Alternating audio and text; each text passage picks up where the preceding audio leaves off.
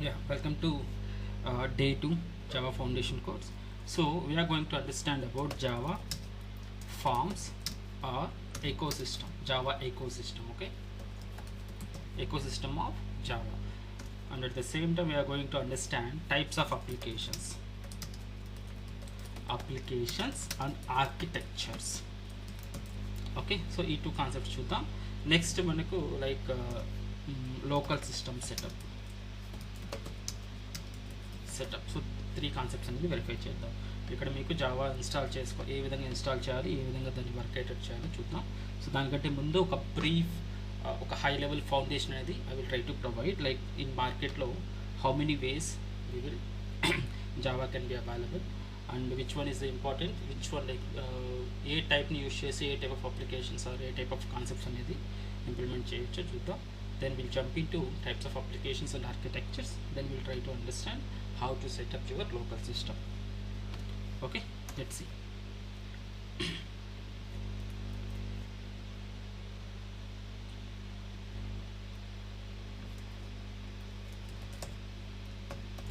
Session 2.txt. Right. So Java forms or Java ecosystem.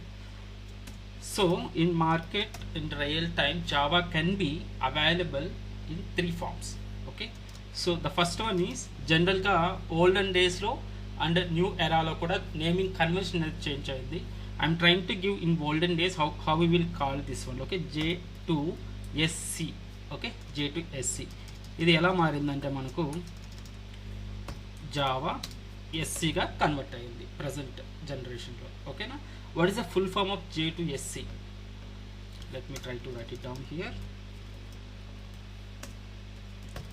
Java 2 Standard Edition.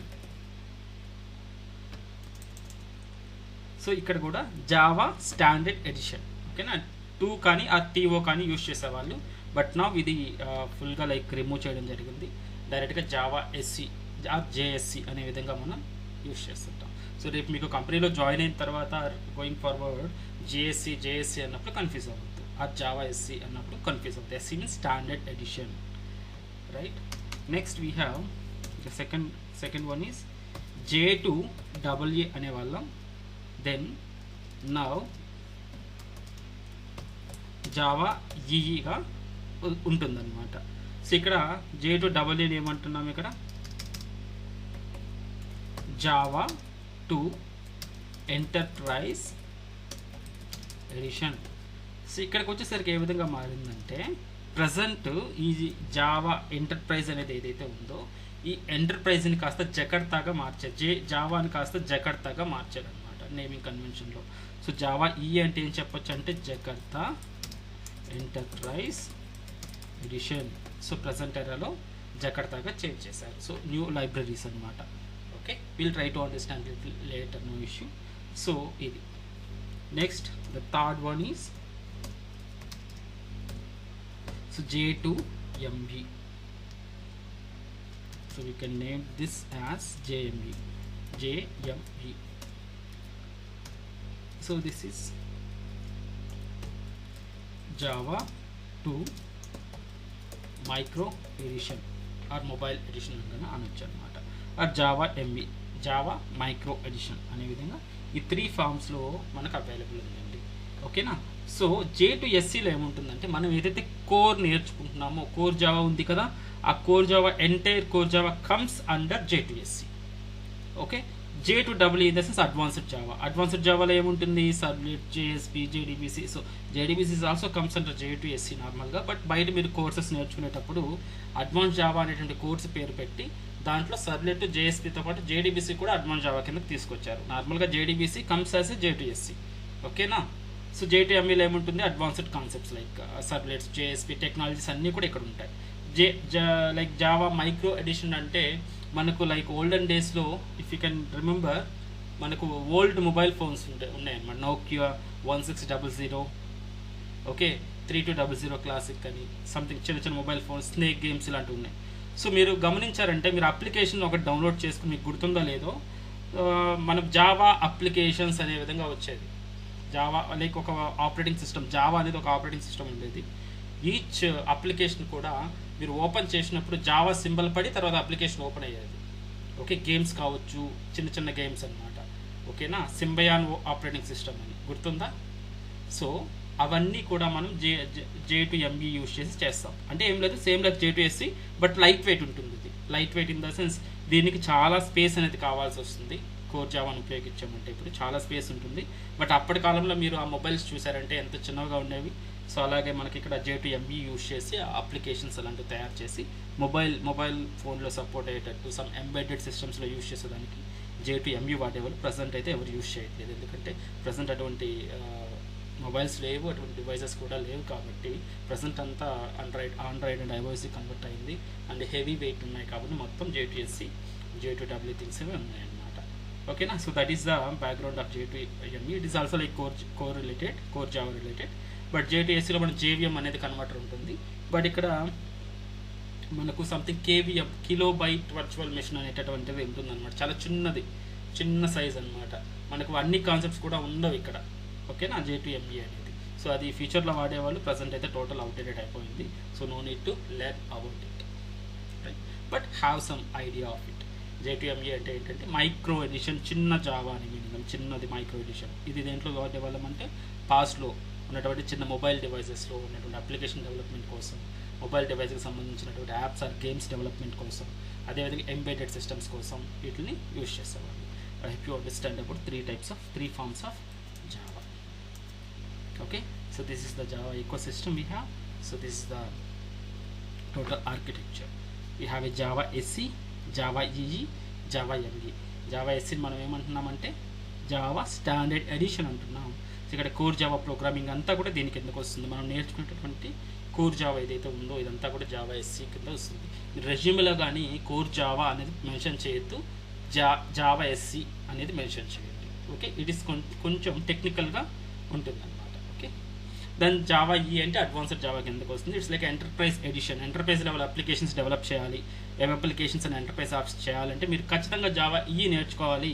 Java E in the sense servlets, JSPs, micro services, web services, EJBs ఇవన్నీ కూడా దీని కిందకు వస్తాయి అన్నమాట.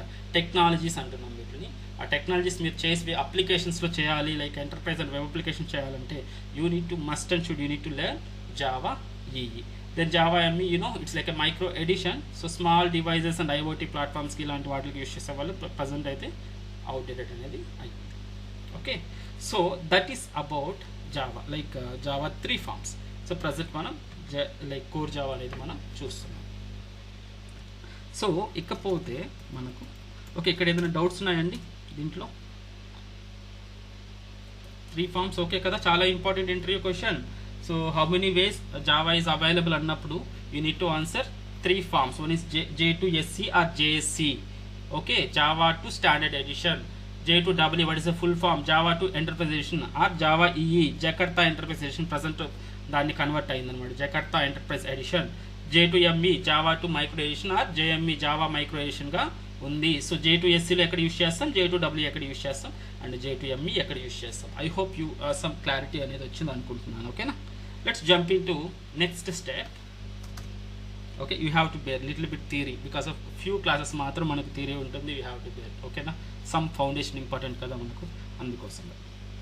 Next మనకు ఒక application కదా మనం డెవలప్ చేయాలనుకుంటాం. That is our main intention. Level 1లో మనం లెవెల్ 1 అప్లికేషన్ అనేది చేస్తే మనకు జస్టిఫికేషన్ అవుతుంది. ఏదైతే మనం కోర్ కాన్సెప్ట్స్ నేర్చుకుంటా వచ్చామో అన్నిటికి యూజ్ చేసి మనం ఒక అప్లికేషన్ బిల్డ్ చేస్తే, రియల్ టైమ్ అప్లికేషన్ బిల్డ్ చేస్తే, లైక్ సెకండ్ మంత్లో ఆర్ 1.5 ఆర్ సెకండ్ మంత్లో మనం ఒక అప్లికేషన్ ఎండ్ క్రియేట్ చేస్తాం. కాబట్టి మనకు జస్టిఫికేషన్ అవుతుంది ఏదైతే కాన్సెప్ట్ నేర్చుకుంటున్నామో. So our ultimate goal is application అనేది క్రియేట్ చేయాలి.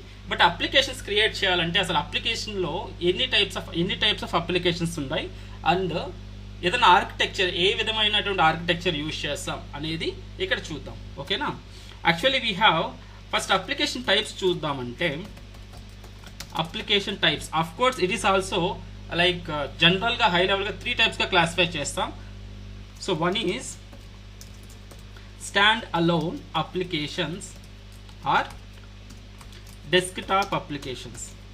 నేర్చుకోండి, ఎందుకంటే నేను ఫస్ట్ నుండి చెప్పాను మనం డైరెక్ట్గా కోడింగ్కి వెళ్ళిపోవచ్చు, direct like variables, data types వెళ్ళిపోవచ్చు, బయటగా అదేవిధంగా నేర్పిస్తారు. బట్ నేను అలా వెళ్ళనండి, నాకు ఖచ్చితంగా బేసిక్ ఇంపార్టెంట్. మనం జీరో నుంచి స్టార్ట్ చేయాలి. ఇప్పుడు లాస్ట్ క్లాస్లో కూడా సమ్ పర్సన్ అడిగారు కదా, డైరెక్ట్గా ఏ యూజ్ చేసి ప్రోగ్రామ్ రాసేస్తారంటే నో. ఇక్కడ ఖచ్చితంగా అంటే మీరు కొంతమంది నేర్చుకొచ్చిన వాళ్ళు అనొచ్చు, ఇంటెలిజెంట్ ఐడియాస్ ఉన్నాయి అండ్ ఎక్లిప్స్ ఐడియాస్ ఉన్నాయి, డైరెక్ట్గా దాంట్లో వాడచ్చు కదా అంటే నేనైతే వాడనివ్వను. ఒక 15 to 20 days వరకు మీరు నోట్ ప్యాడ్లోనే ప్రోగ్రామ్ చేయాలి. ఎందుకంటే మీకు కంపైలేషన్ అంటే ఏంటో తెలియాలి, ఇంటర్ప్రిటేషన్ అంటే ఏంటో తెలియాలి.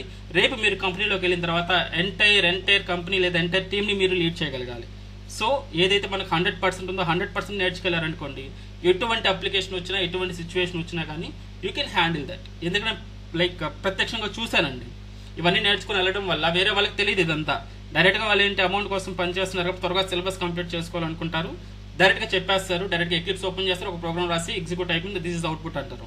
నో, మనం అలా వద్దు, బేసిక్ జీరో నుంచి చూద్దాం, ఇన్ డెప్త్. అందుకని కష్టపెడతాను మిమ్మల్ని అంటున్నాను అనమాట. నోట్ ప్యాడ్లోనే కోడింగ్ చేయాలి, మల్టిపుల్ ఎర్రర్స్ రావాలి, ప్రతి ఎర్రర్ కూడా మీకు మైండ్లోకి ఇంజెక్ట్ అయిపోవాలి. ఈ ఎర్రర్ వస్తే ఇది సొల్యూషన్ అనే విధంగా. ఓకేనా? So standard applications and desktop apps అంటున్నాం. Then second one is enterprise or web applications. Sorry, web applications అంటున్నాం. Third one is distributed or enterprise. So ఈ విధంగా 3 కేటగిరీస్ కింద అప్లికేషన్స్ మనం డివైడ్ చేస్తాం. So stand alone applications and desktop apps అంటే ఏంటి?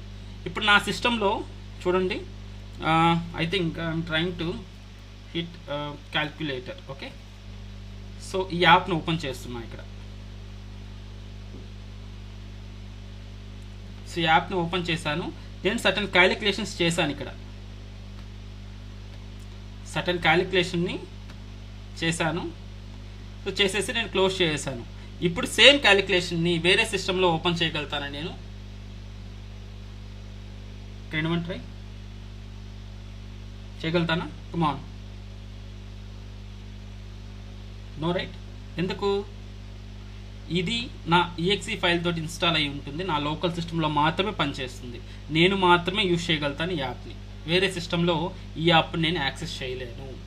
Same like నాకు ఏదైనా కావచ్చు, ఏ యాప్స్ అయినా ఇన్స్టాల్ చేస్తాం కదా, గేమ్స్ కావచ్చు, వాట్ ఎవర్. EXE ఫైల్తో మీ మొబైల్లో ఒక గేమ్ ఇన్స్టాల్ చేస్తున్నారు, ఆ గేమ్ని వేరే లైక్ అంటిల్ అండ్ అన్లెస్ అది వెబ్ వర్షన్ అయి ఉంటే, నార్మల్ గేమ్స్ ఇప్పుడు కాకుండా లైక్ వితౌట్ ఇంటర్నెట్తో పనిచేసే గేమ్స్ ఉంటాయి, మీకు గమనించుంటారు. లైక్ ప్రీవియస్లో ఇప్పుడు అన్ని ఇంటర్నెట్ వచ్చేస్తున్నాయి అనుకోండి. సో ఇంటర్నెట్ లేకుండా యాప్స్ కానీ లేదంటే ఇటువంటి చిన్న చిన్న గేమ్స్ కానీ మీ సిస్టంలో ఇన్స్టాల్ అయినటువంటి లైక్ IDEs కావచ్చు. ఓకే, సమ్ CC క్లీనర్ అని సంథింగ్ చిన్న చిన్న యాప్స్ ఉండేవి మనకు, VLC లైక్ మీడియా ప్లేయర్స్, ఇవన్నీ కూడా మీ లోకల్ సిస్టంలో ఇన్స్టాల్ చేయబడినటువంటి అప్లికేషన్స్. ఈ అప్లికేషన్స్ అన్నిటిని కూడా stand alone applications or desktop applications అంటాం. ఓకేనా? ఏ సిస్టంలో అయితే ఈ డెస్క్టాప్ అప్లికేషన్స్ని ఆ సిస్టంలో మాత్రమే యూజ్ చేసుకోగలుగుతాం. ఓకేనా? వీటిని డెస్క్టాప్ యాప్స్ అంటాం. ఇవి మనం జావా స్వింగ్స్ అనే కాన్సెప్ట్, AWT అనే కాన్సెప్ట్, ఓకే, అప్లెట్స్ అనేది ఉంటుంది ఇంతకుముందు, సో అది అవుట్డేటెడ్ అయిపోయింది. జావా స్వింగ్స్ కావచ్చు, ఇలాంటివి యూజ్ చేసేవాళ్ళం అనమాట. ఓకేనా? సో అటువంటి అప్లికేషన్స్ మనం Java stand alone applications or desktop apps అంటాం. వెబ్ అప్లికేషన్స్నే మీకు తెలుసు, లైక్ నార్మల్గా వెబ్ షేరబుల్ అప్లికేషన్స్ అనమాట. ఈమెయిల్ అనుకోండి, జీమెయిల్ మనం ఒక సిస్టంలో ఓపెన్ చేసి యూజర్ నేమ్ లాగిన్ ఇచ్చేసి మన వర్క్ మనం చేసుకుంటాం, మళ్ళీ షట్ డౌన్ చేసి వెళ్ళిపోతాం. నెక్స్ట్ వేరే సిస్టంలో కూడా సేమ్ లాగిన్ అయితే సేమ్ డేటా ఉంటుంది అక్కడ. ఓకే, అటువంటి వాటిని వెబ్ అప్లికేషన్స్ అంటున్నాం. సో డిస్ట్రిబ్యూటెడ్ ఆర్ ఎంటర్ప్రైజ్ అంటే సేమ్ అటువంటి టైప్ ఆఫ్ అప్లికేషన్సే, but with secured enterprise features అనేది ఇస్తామన్నమాట. లైక్ ఫైర్ వాల్స్ ఎవరు హ్యాక్ చేయకుండా, like firewall programmings use చేసి, okay, other enterprise level like high security coding use చేసి, then load balancers, multiple instances, ఈ విధంగా సేమ్ వెబ్ అప్లికేషన్సే. లైక్ జీమెయిల్ అనేది ఏంటి ఇక్కడ లైక్ గూగుల్ వాళ్ళు మెయింటైన్ చేసేది కాబట్టి ఎంటర్ప్రైజ్ లైక్ లెవెల్ కాబట్టి, సో వాళ్ళు ఎంటర్ప్రైజ్ లెవెల్ ఫీచర్స్ యూజ్ చేసి రిచ్గా బిల్డ్ చేస్తారనమాట, మల్టిపుల్ కాంపోనెంట్స్ యూజ్ చేసి around the application. Okay, normal చిన్న చిన్న అప్లికేషన్స్ అయితే వెబ్ అప్లికేషన్ అంటున్నాం. ఈ వెబ్ అప్లికేషన్స్కి ఎంటర్ప్రైజ్ లెవెల్ ఫీచర్స్ని కానీ యాడ్ చేస్తే దాన్ని ఎంటర్ప్రైజ్ అప్లికేషన్స్ అంటున్నాం అనమాట. ఓకేనా? సో ఇది లైక్ ఫేస్బుక్, ఫ్లిప్కార్ట్, అమెజాన్ ఇవన్నీ కూడా హై సెక్యూరిటీతో బిల్డ్ చేస్తారు కాబట్టి అట్లన్నింటినీ కూడా మనం ఎంటర్ప్రైజ్ అప్లికేషన్స్ అంటాం. సో మీరు సేమ్ అప్లికేషన్స్ అంతా లైక్ ఈ ఎంటర్ప్రైజ్ లెవెల్ ఫీచర్స్ అప్లై చేయాలంటే you need to buy enterprise servers buy చేసుకోవాలి, ఎంటర్ప్రైజ్ రిలేటెడ్ ఫీచర్స్ అన్ని బై చేసుకోవాలి, అమౌంట్ అని స్పెండ్ చేయాలి. But whereas in your college ప్రాజెక్ట్స్లో కావచ్చు ఇదంతా కూడా మనం చేయలేమన్నమాట, అంత అవసరం లేదు కాబట్టి నార్మల్ వెబ్ అప్లికేషన్స్ డెవలప్ చేస్తాం. వాటిని వెబ్ అప్లికేషన్స్ అంటున్నా. కంపెనీస్లో యూజ్ చేసే అప్లికేషన్స్ అండ్ ఇవన్నీ కూడా ఎంటర్ప్రైజ్ లెవెల్ అప్లికేషన్స్ అంటాం. రెండింటి మాత్రం ఫీచర్ అయితే ఒకటే, లైక్ షేరబుల్ ఇంటర్నెట్ ద్వారా మనం అప్లికేషన్ యాక్సెస్ చేయగలిగితే దాన్ని web applications or enterprise level నార్మల్గా వెబ్ అప్లికేషన్స్ అంటాం. సో రెండు ఇంటర్నెట్ ద్వారా యాక్సెస్ చేయగలుగుతాం. But what is the difference between web applications and enterprise level applications అంటే, వెబ్ అప్లికేషన్స్ కానీ మనం ఎంటర్ప్రైజ్ లెవెల్ ఫీచర్స్ని మనం ఇవ్వగలిగితే దాన్ని ఎంటర్ప్రైజ్ లెవెల్ అప్లికేషన్స్ అంటాం. సో దీంట్లోనే మీరు చూస్తే జావా యూస్ చేసేటటువంటి ప్యాకేజ్ని జార్ అంటాం. జస్ట్ ఇక్కడ చెప్తున్నాను, మళ్ళీ నేను దీన్ని తీసుకొస్తాను, నో ఇష్యూ. ఓకేనా, జార్ అంటాం. అంటే ఈ ఎంటైర్ అప్లికేషన్ ఒక ప్యాకేజ్ రూపంలో ఉంటుందన్నమాట. సింగిల్ పాయింట్గా చేస్తే దాన్ని డాట్ జార్ అంటాం, జార్ ఫైల్ అంటాం, జావా ఆర్కీవ్.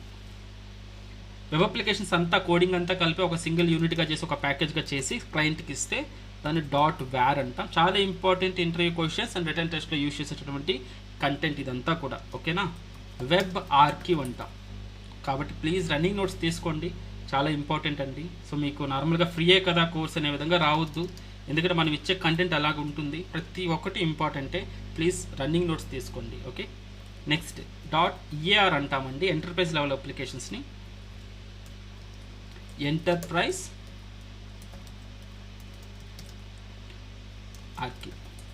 సో ఇక్కడ జార్ ఉంది కదా, JAR in the sense collection of Java files అంటాం. వేర్ అంటే collection of Java plus web application. If you want I will try to write it down, but just ఒక have a look. Okay, so JAR file ఒక ప్యాకేజ్ని ఏ విధంగా చేస్తాం, ఈ ప్యాకేజ్లో ఏమేమి ఉంటాయంటే కలెక్షన్ ఆఫ్ జావా ఫైల్స్ అంటాం. ఓకే, కలెక్షన్ ఆఫ్ జావా ఫైల్స్ని ఒక ప్యాకేజ్ చేస్తే ఏమొస్తుంది, జార్ ఫైల్ వస్తుంది, దాన్నే జావా ఆర్కీవ్ అంటాం. నెక్స్ట్ వేర్ ఫైల్ ఏ విధంగా కలెక్ట్ అవుతుంది, కలెక్షన్ of Java files plus web files. Web files okay, మీరు HTML ఇవన్నీ నేర్చుకుంటున్నారు కదా, వాటిలో వెబ్ ఫైల్స్ అంటున్నాం. లిటిల్ బిట్ ఓకేనా. సో ఆ వెబ్ ఫైల్స్ని ప్లస్ జావా ఫైల్స్ని కంబైన్ చేస్తూ మనం ఒక అప్లికేషన్ బిల్డ్ చేసి ప్యాకేజ్ చేస్తే వేర్ అంటున్నాం, వెబ్ ఆర్కీవ్. ఓకేనా, దీన్నే వెబ్ అప్లికేషన్స్ అంటున్నాం. ఎంటర్ప్రైజ్ లెవెల్ అప్లికేషన్స్ అంటే collection of jars plus wars. ఓకేనా, జార్స్ని వేర్స్ని కంబైన్ చేసి మల్టిపుల్ వేర్స్ ఉంటాయి. Collection of wars, collection of jars and collection of wars అనమాట. వీటన్నిటిని కలిపి సింగిల్ అంటే మల్టిపుల్ వెబ్ అప్లికేషన్స్ అన్నిటిని కలిపి ఒక సింగిల్ యూనిట్ చేస్తే దాన్ని ఎంటర్ప్రైజ్ లెవెల్ అప్లికేషన్స్గా చెప్పుకుంటాం, దాన్ని ఈఆర్గా అంటాం. సో అల్టిమేట్గా మనం డిప్లాయ్ చేసేది ఈ సింగిల్ యూనిట్స్ అనమాట, డాట్ జార్ని, డాట్ వేర్ని, డాట్ ఈఆర్ ఫైల్ని. డెవలప్మెంట్లో మల్టిపుల్ థౌజండ్స్ ఆఫ్ ఫైల్స్ అనేది మీరు క్రియేట్ చేస్తారు. మీరు క్లయింట్కి ఇచ్చేటప్పుడు లేదంటే మనం డిప్లాయ్ చేయాలంటే వాటిలన్నింటిని ప్యాకేజ్ చేయాలి, ఏదర్ జార్, వేర్ ఆర్ ఈఆర్లోకి బేస్డ్ ఆన్ మీ అప్లికేషన్ టైప్ని బేస్ చేసుకొని ఈ సింగిల్ యూనిట్ ఏదైతే ఉందో దీన్ని తీసుకెళ్ళి డిప్లాయ్ చేస్తాం. ఓకేనా, లైక్ ఆన్లైన్ నెట్లో మనకు కనిపించాలంటే మనం క్లౌడ్లో వేర్ కానీ ఈఆర్ కానీ డిప్లాయ్ చేస్తాం, సర్వర్స్లో క్లౌడ్లో బై చేసి. So this is about the application types. I hope you understand. Then will try to understand ఏదైతే అప్లికేషన్ టైప్స్ ఉందో అప్లికేషన్ ఆర్కిటెక్చర్ కూడా సేమ్ ఉంటుందండి. Application architectures. Sir, can you say again about those jar, var, year, what are those and why we use them? Okay, so for example మీరు ఒక developer, Bhargavi you are a developer. మీరు developer దగ్గరికి, developers ఏం చేస్తామంటే applications develop చేస్తాం. ఎవరి కోసం develop చేస్తున్నాం అప్లికేషన్స్, క్లయింట్ వాళ్ళ కోసం, అంతేనా. ఇప్పుడు ఫర్ ఎగ్జాంపుల్ నేనున్నాను, లేదంటే ఫర్ ఎగ్జాంపుల్ వినయ్ ఉన్నారు. వినయ్ ఒక ఆన్లైన్ ప్లాట్ఫామ్ లైక్ ఒక ఫుడ్ బిజినెస్ అనేది స్టార్ట్ చేశారు.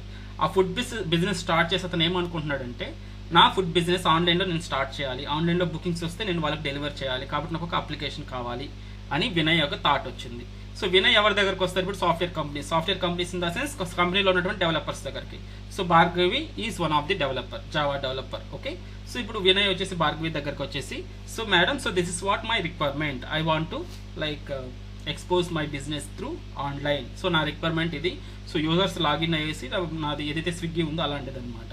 ఫుడ్ ఐటమ్స్ అన్నీ ఉంటాయి, అక్కడ సెలెక్ట్ చేసుకొని బై చేస్తే నాకు నోటిఫికేషన్ రావాలి, నేను వాళ్ళ అడ్రస్కి డెలివరీ చేయాలనుకుంటున్నాను అనే విధంగా రిక్వైర్మెంట్ ఇస్తారు. సో ఇప్పుడు భార్గవి ఏం చేస్తారు, డెవలప్ చేస్తారు బై యూజింగ్ వాళ్ళ రిక్వైర్మెంట్ బట్టి. స్టాండర్డ్ అప్లికేషన్ అల్టిమేట్గా వెబ్ అప్లికేషనే కావాలి, ఎందుకంటే నెట్ ద్వారా చేయాలి కాబట్టి. సో మీరు వెబ్ అప్లికేషన్ డెవలప్ చేశారు. డెవలప్ చేసేసిన తర్వాత మీరు ఓన్లీ ఒక ఫైల్లోనే కోడ్ రాస్తారా? నో. ఒక అప్లికేషన్ అంటే మల్టిపుల్ ఫైల్స్లో మీరు కోడ్ రాయాలి, కొన్ని thousands of files, Java files కావచ్చు ఆర్ వెబ్ ఫైల్స్ కావచ్చు మీరు క్రియేట్ చేయాలన్నమాట. ఇప్పుడు మీ సిస్టంలో వచ్చేసి 1000 ఫైల్స్లో మీరు కోడ్ డెవలప్ చేస్తున్నారు అండ్ ఫుల్ ప్లెజర్గా అప్లికేషన్ రన్ అవుతుంది మీ లోకల్ సిస్టంలో. బట్ సేమ్ థింగ్ వాళ్ళకి చెప్పలేరు కదా, మీరు ఎలా కంపైల్ చేయాలి, ఎలా రన్ చేయాలి, ఈ విధంగా కోడింగ్ ఈ విధంగా ఉంటుంది అనేది వినయ్కి చెప్పలేరు. ఎందుకంటే Vinay non native person, client మీకు క్లయింట్ అవుతారు. సో ఏం చేయాలి మీరు వినయ్కి ఈజీగా ఉండేటట్టు ఈ ఎంటైర్ 1000 ఫైల్స్లో ఏదైతే మీరు డెవలప్ చేస్తుంటారో వీటిని ఒక ప్యాకేజ్ చేయాలి, దాన్నే వ్యార్ అంటాం. దీంట్లో ఈ కోడ్ అంతా ఉండదు, ఇంకా ఈ కోడ్ అంతా ఎక్స్పోర్ట్ చేసి ఒక వ్యార్ లాగా కన్వర్ట్ చేస్తాం. నేను మళ్ళీ చెప్తాను, దట్స్ వాట్ లైక్ లెవెల్ 1 ప్రాజెక్ట్లో ఇవన్నీ కూడా వస్తుంది. ప్రస్తుతానికి just words naming conversion just గుర్తుపెట్టుకోండి, దీన్ని మళ్ళీ నేను తీసుకొస్తాను. సో ఇక్కడ 1000 ఆఫ్ ఫైల్స్ని ప్యాకేజ్ అంటే ఒక యూనిట్గా ఒక సింగిల్ ఫైల్గా కన్వర్ట్ చేస్తే మీకు వ్యార్ అనేది కన్వర్ట్ అవుతుంది. ఈ వ్యార్ తీసుకెళ్ళి సర్వర్లో డిప్లాయ్ చేసి దానికి ఒక అడ్రస్ పెడతాం, www.facebook.com are like swiggy.com what ever ఎలా అయితే ఉంటుందో ఆ URL బైండ్ చేసినప్పుడు ఇది ఒక అప్లికేషన్ లాగా వర్క్ అవుతూ ఉంటుంది అనమాట. సో ఈ సింగిల్ యూనిట్ని మీరు క్లయింట్కి డెలివర్ చేస్తారు అండ్ డిప్లాయ్ చేసేది కూడా ఈ సింగిల్ యూనిట్సే. ఓకేనా, సమ్ హై లెవెల్గా అంతవరకు గుర్తుపెట్టుకోండి. మళ్ళీ మీకు ప్రాక్టికల్గా చూపించినప్పుడు మీకు క్లియర్ కట్గా అర్థమైపోతుంది. మేబీ మీకు అర్థమై ఉండదు లైక్ 1000 ఫైల్స్ ఎందుకు రాస్తాం మనం, కోడింగ్ అంటే ఏంటి అంత దూరం వెళ్ళలేదు కాబట్టి. జస్ట్ జార్ అంటే ఒక package, collection of Java files అన్నిటిని కలిపి ప్యాకేజ్ చేస్తే ఒక జార్ ఫైల్ ఉంటుంది. Collection of Java files plus web ఫైల్స్ని ప్యాకేజ్ చేస్తే వ్యార్ అవుతుంది. కలెక్షన్ ఆఫ్ జార్స్ అండ్ వ్యార్స్ని కంబైన్ చేస్తే ER అవుతుంది అనేదాన్ని మాత్రమే గుర్తుపెట్టుకునే ప్రస్తుతానికి. ఓకేనా, right. Yeah, thank you Bhargavi. Next application architectures కూడా అండి మనకు 3 టైప్స్గా చేశారు. సో ఇక్కడ ఏ విధంగా ఉంటుందో చూడండి. సో ఇక్కడ మనకు ఫస్ట్ వచ్చేసి 2 టైర్ ఆర్కిటెక్చర్ అంటాం. 2 టైర్ ఆర్కిటెక్చర్లో యా చెప్పండి.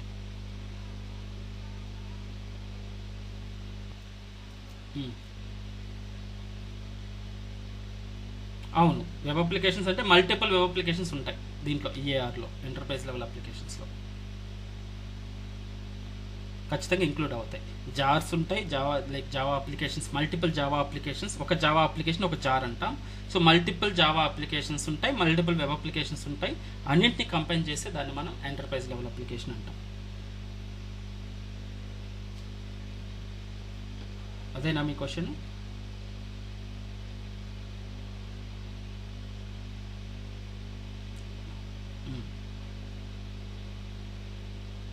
Okay, right. సారీ. సో ఇప్పుడు అప్లికేషన్ టైప్స్ మనం బిల్డ్ చేయాలి అనుకుంటే 3 టైప్స్ అనేది మనం యూజ్ చేస్తాం మ్యాక్సిమం.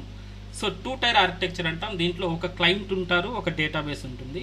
సో క్లయింట్లో డేటా ఇచ్చి డైరెక్ట్గా లైక్ డేటాబేస్లోకి స్టోర్ చేయడం అంటే మనం UI అంటాం ఇక్కడ. సో ఈ 2 components UI and like server side coding everything ఒకే కాంపోనెంట్లో రాస్తాం. దానికి ఒక స్టోరేజ్ లొకేషన్ డేటాబేస్ అనేది. సో దానికోసంగా మనం దీన్ని యూజ్ చేస్తాం అన్నట్టు. దీన్ని డైరెక్ట్గా మనం ఇది ఏదైతే క్లయింట్ ఉందో దాన్ని డైరెక్ట్గా మనకు డేటాబేస్తో కమ్యూనికేట్ అవుతుంది. లేదంటే ఇప్పుడు మీరు క్యాలిక్యులేటర్ చూసారు, క్యాలిక్యులేటర్ కూడా లైక్ 2 టైర్ అనమాట. లైక్ UI కనిపిస్తుంది కదా మనకు, దాన్ని UI అంటున్నాం. And 2+ like let me try to open again. ఇదంతా కంటికి కనిపించేదాన్ని UI యూజర్ ఇంటర్ఫేస్ అంటున్నాం. దీన్ని మనం HTML ఉపయోగించి మనం డెవలప్ చేస్తామన్నమాట. ఇప్పుడు 7 ఇచ్చేసాను ప్లస్ 5 అనే ఆపరేషన్ ఇచ్చాను, ఈక్వల్ టు క్లిక్ చేస్తే మనకి ఏదైతే ఆన్సర్ వస్తుందో ఇది బ్యాక్ ఎండ్లో ప్రాసెస్ అవుతుంది అనమాట. ఓకేనా, ఆ బ్యాక్ ఎండ్లో ప్రాసెస్ అయ్యేదాన్ని సెకండ్ కాంపోనెంట్ అంటాం. మేబీ ఇక్కడ జావా స్క్రిప్ట్లో చేయొచ్చు, జావాలో చేయొచ్చు, వాట్ ఎవర్. సో అందుకోసంగా ఇటువంటి అప్లికేషన్ టూ టైర్ అప్లికేషన్స్ అంటాం. 2 టైర్స్ ఉంటాయి. ఎక్కువ tier in the sense component or part అనుకోండి. ఓకేనా, అలాంటిది. ఎయిదర్ మీరు క్లయింట్ సర్వర్ ఒకే దగ్గర, సర్వర్ ఏం అవసరం ఉండదు ఇక్కడ. సో ఇక్కడ UI ఒకటి ఉంటుంది, బ్యాక్ ఎండ్ కోసం సమ్ ప్రాసెసింగ్ స్క్రిప్ట్ కోసం ఒక కాంపోనెంట్ ఉంటుంది. లేదంటే కొన్ని అప్లికేషన్స్లో మీరు చూసారంటే మీరు లోకల్లో ఇన్స్టాల్ చేస్తుంటారు. సో ఎక్లిప్స్ కావచ్చు, అదర్ టూల్స్ కావచ్చు, మీరు దాంట్లోనే చేస్తారు. బట్ అది రిమెంబర్ చేసుకుంటుంది మీ డేటాని. అంటే దాంట్లో డేటాబేస్ అనేది ఇన్వాల్వ్ అవుతుంటుంది అనమాట. లోకల్ సిస్టమ్స్ అనమాట, ఇన్స్టాలబుల్ సిస్టమ్స్ అన్నీ కూడా. సో ఇక్కడ UI కింద మనకు క్లయింట్ అంటాం. దీన్ని ఏదైతే మనకి కంటికి కనిపిస్తుందని క్లయింట్ అంటాం. ఈ క్లయింటే డైరెక్ట్గా డేటాబేస్ తోటి కమ్యూనికేట్ అవుతూ ఉంటుంది. ఇది 2 టైర్ ఆర్కిటెక్చర్ అంటాం. మనం దీని అయితే ఎటువంటి సిచ్యువేషన్స్లో యూజ్ చేయము. ఓకేనా, ఇది ఇప్పుడు అవుట్డేటెడ్ అయింది. దీన్నే స్టాండ్ అలోన్ అప్లికేషన్స్ ఎగ్జాంపుల్ ఏంటంటే ఈ టైర్ ఆర్కిటెక్చర్ యూజ్ చేసి stand alone applications, desktop apps అనేది క్రియేట్ చేస్తాం అన్నట్టు. ఓకేనా, నెక్స్ట్ 3 టైర్ ఆర్కిటెక్చర్ ఉంటుంది. 3 టైర్లో క్లయింట్ ఉంటుంది, సర్వర్ ఉంటుంది, డేటాబేస్ ఉంటుంది. క్లయింట్ అంటే మనకి ఏదైతే వెబ్ అప్లికేషన్స్ మనం చూస్తున్నామో UI ఒక దగ్గర ఉంటుంది. మీకు కావాలంటే ఏదైతే గూగుల్లో ఉంటుందో ఏదైనా ఒకటి ఓపెన్ చేయండి. ఫర్ ఎగ్జాంపుల్ ఇక్కడ ఓపెన్ అయింది కదా. సో ఇది నా యూఐ. ఇది సేమ్ నేను యూఆర్ఎల్ ఉపయోగిస్తే మీ ల్యాప్టాప్లో కూడా ఇదే యూఐ వచ్చేస్తుంది. బట్ ఈ డేటా అంతా సేమ్ డేటా వస్తుంది మీ దగ్గరకు కూడా. సో ఈ డేటా నా సిస్టంలో, నా లోకల్ సిస్టంలో స్టోర్ అయి ఉంటే మీ సిస్టంలో రాకూడదు. అర్థమవుతుందా? కాబట్టి ఈ డేటా ఎక్కడ ఉంటుంది? ఇప్పుడు ఒక స్టోరేజ్ లొకేషన్లో ఉంటుంది. ఓకే, మీరు ఎప్పుడైతే క్లయింట్స్, మల్టిపుల్ క్లయింట్స్ ఉంటాయి, బట్ సర్వర్ అనేది ఎక్కడో ఉంటుంది అనమాట. ఫర్ ఎగ్జాంపుల్ facebook.com అని ఇస్తున్నారు. facebook.comలో మీకు కనిపించేది యూఐ మాత్రమే కనిపిస్తుంది, క్లయింట్ మాత్రమే కనిపిస్తుంది. సర్వర్ అనేది వాళ్ళు ఎక్కడో స్టోర్ చేస్తుంటారు, హోస్ట్ చేస్తుంటారు క్లౌడ్లో. ఓకే, సో మీ క్లయింట్ నుంచి డైరెక్ట్గా సర్వర్కి కనెక్ట్ అవుతుంది. సర్వర్ ఏం చేస్తుంది? ఆ డేటాబేస్కి కనెక్ట్ అవుతుంది. అల్టిమేట్గా ఒకే డేటాబేస్ ఉంటుంది, ఒకే సర్వర్ ఉంటుంది. But clients in the sense multiple clients. Me mobile కావచ్చు, ల్యాప్టాప్ కావచ్చు, లైక్ ట్యాబ్ కావచ్చు, వాట్ ఎవర్, మీ టెలివిజన్ కావచ్చు, ఎవ్రీథింగ్ ఇక క్లయింట్ అనమాట, మన కంటికి కనిపించేది స్టార్టింగ్ పాయింట్స్. బట్ సర్వర్ అనేది ఒకటే ఉంటుంది, డేటాబేస్ ఒకటే ఉంటుంది. ఇవి ఎక్కడ ఉంటాయంటే లైక్ మనకు తెలియదు అనమాట. మనకు ఇక్కడ క్లయింట్ నుంచే యాక్సెస్ చేసుకుంటూ ఉంటాం. ఇటువంటి వాటిని 3 టైర్స్ అంట. మనం డెవలప్ చేసేటప్పుడు కూడా క్లయింట్ అనేది ఒకటి ఉంటుంది, సర్వర్లో సర్వర్ సైడ్ కోడింగ్ రాయాలి, డేటాబేస్లో డేటాబేస్ అనేది మనం చేసుకోవాలి. దీన్ని వెబ్ అప్లికేషన్ అంటున్నాం. ఇది మనకి ఇంపార్టెంట్. క్లయింట్లో మనం UI like HTML, CSS, JavaScript ఇదంతా కూడా క్లయింట్ టైర్లో వాడతాం. తర్వాత సర్వర్లో వచ్చేసి Java coding like servlets, JSPs, okay, JDBC, Java code ఇదంతా, Spring Boot, microservices, Spring Boot ఇదంతా కూడా ఇక్కడ వాడతాం. Database in the sense Oracle, MySQL, DB2 ఇవన్నీ డేటాబేసెస్ ఉన్నాయి కదా, అవన్నీ ఇక్కడ. ఈ 3 కాంపోనెంట్స్ని కలిపి 3 టైర్ ఆర్కిటెక్చర్ అంటున్నాం. ఇది perfect example for web applications. మనం నేర్చుకోబోయే level 2 or level 1, level 2 applications కూడా ఈ 3 టైర్ ఆర్కిటెక్చర్ బేస్ చేసుకొని ఉంటుందన్నమాట. సో డేటాబేస్ ఏంటంటే, ప్రస్తుతానికి నేను డేటాబేస్ కాన్సెప్ట్లో ఎక్స్ప్లెయిన్ చేస్తాను. డేటాబేస్ ఒక స్టోరేజ్ లొకేషన్, మెమరీ అనుకోండి. ఇప్పుడు మీరు ఫేస్బుక్లోకి లాగిన్ అవుతున్నారు, మీరు యూజర్ నేమ్, పాస్వర్డ్ ఇచ్చి లాగిన్ కొడితే లాగిన్ అవుతున్నారు అంటే మీ డేటా వాళ్ళ దగ్గర ఉంది. అంటే ఎక్కడ పెట్టుకుంటారు వాళ్ళు? ఒక మెమరీ, ఒక స్టోరేజ్ లొకేషన్. ఇది ఇక్కడ డేటాని స్టోర్ చేసుకుంటారు. ప్రతి అప్లికేషన్కి ఒక డేటాబేస్ ఉండాలి. మీ డేటా స్టోర్ చేసుకొని ఉంటే కదా మళ్ళీ మీరు వచ్చి యూజర్ నేమ్, పాస్వర్డ్ వస్తే మీ నేమ్, మీ పాస్వర్డ్ తీసుకెళ్ళి డేటాబేస్లో వెరిఫై చేస్తారు. మీ యూజర్ నేమ్, పాస్వర్డ్ ఎప్పుడు ఇస్తారు? మీరు రిజిస్టర్ అవుతారు కదా అప్లికేషన్స్లో, సైన్ అప్ ఫామ్ అంటాం. సో ఆ సైన్ అప్ ఫామ్ అయినప్పుడు మీ డేటా ఇస్తారు. ఆ డేటా ఏమవుతుందంటే డేటాబేస్లో స్టోర్ చేసి పెట్టుకుంటారు వాళ్ళు. సో నెక్స్ట్ మీరు లాగిన్ అయినప్పుడు యూజర్ నేమ్, పాస్వర్డ్ ఇచ్చినప్పుడు మళ్ళీ డేటాబేస్లోకి వెళ్ళి యూజర్ నేమ్, పాస్వర్డ్ కరెక్ట్గా ఉందా అనేది వెరిఫై చేస్తారు. స్టోరేజ్లో ఉంటే వెరిఫై కరెక్ట్గా ఉంటే మిమ్మల్ని లాగిన్ చేస్తారు. వెరిఫై కాకపోతే ఎర్రర్ అనేది ఇస్తారు, like incorrect user name and password అనే విధంగా. ఓకేనా? So database in the sense it's a memory or storage location, డేటాని స్టోర్ చేసుకునేటటువంటి ఒక location. Server in the sense processing. మీకు యాక్షన్స్, ఇక్కడ ఏదైతే ఇక్కడ సబ్మిట్ బటన్ ఉంది, ఓకే, ఇక్కడ సబ్మిట్ బటన్ ఉంది. సబ్మిట్ బటన్ క్లిక్ చేస్తే లాగిన్, ఇప్పుడు లాగిన్ ఫామ్ ఉంది, యూజర్ నేమ్ ఇస్తారు, పాస్వర్డ్ ఇస్తారు, లాగిన్ క్లిక్ చేయగానే మీకు లాగిన్ అవుతుందంటే ఎలా జరుగుతుంది? ఇంటర్నల్లీ ఒక ప్రాసెస్ అనేది ఉంటుంది. ఆ బటన్కి ఇంటిగ్రేట్ చేసి ఒక లాజిక్ అనేది రాస్తాం. ఆ లాజిక్ అంతా కూడా సర్వర్లో రాస్తాం అన్నమాట. ఓకేనా? ఈ సర్వర్ అంటే లైక్ ఎగ్జాక్ట్గా చెప్పాలంటే HTTP ప్రోటోకాల్స్ ఈ విధంగా ఇంకా ఎక్స్ప్లెయిన్ చేయాలి, బట్ ప్రస్తుతానికి అందొద్దు.